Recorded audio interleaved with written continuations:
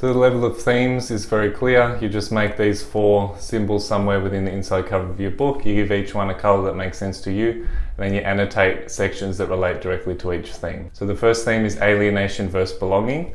So obviously their family arrives, and there are elements where they are alienated from the place that they live, and also moments when they feel a strong sense of belonging to their new place. Second is love and family, and you might think these two naturally go together, but it's actually more of a contrast at times, where she wants to be loyal to her family, but she also wants to seek out love in various ways. Gender roles is probably one of the smaller themes in the novel, but it's something for you to be aware of and to think of how it fits within her parental understandings of what gender is and how she interprets it for herself. Parents and expectations is a very strong theme throughout the novel, so the way her parents treat her and the way her parents have expectations placed upon her, and also her own expectations for herself as a result, is something you'll find yourself annotating quite thoroughly in the text. So in terms of motifs, the system I use is that you draw a little picture for each of these motifs, and of course as a Year 11 student you can add to these extensively, but this is just sort of a short brief primer to get you thinking about what sort of motifs you might be looking out for.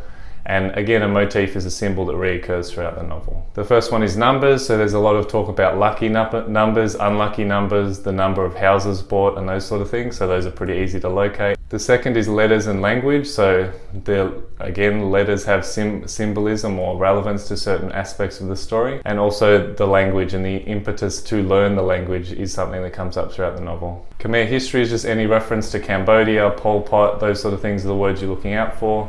Superstition, though these could also represent religious beliefs and how those affect the way people live. Safety is a motif that occurs mostly in the beginning of the story, and it's discussed how safe people are or are not in certain situations. Just as the theme, it's also a motif, so whether you want to do it for both or just for a theme is probably better, but the way males and females interact and what they're expected to do. These 3 go together: money, status and food. There's a lot of discussion about food, good food, celebration food, those sort of things. Status in terms of mostly education in this story, but also other displays of wealth and sort of assimilation, I guess, is also a certain level of status.